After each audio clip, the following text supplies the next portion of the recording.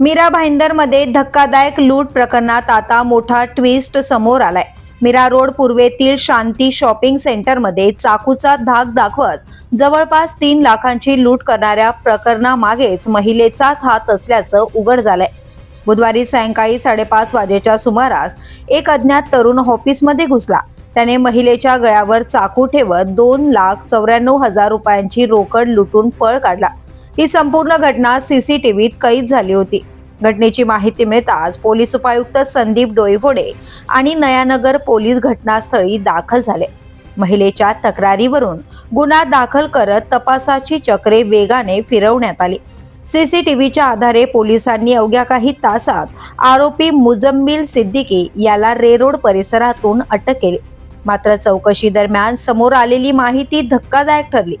ज्या महिलेने लुटीची तक्रार दिली तीच या संपूर्ण कटाची मास्टरमाइंड असल्याचं उघड झालंय। या घटनेमुळे पोलीसही चकित झाले असून आता या प्रकरणात आणखी कोणाचा सहभाग आहे का याचा सखोल तपास सुरू आहे। The police news, Shridhar Chavan, Mira Bhayandar.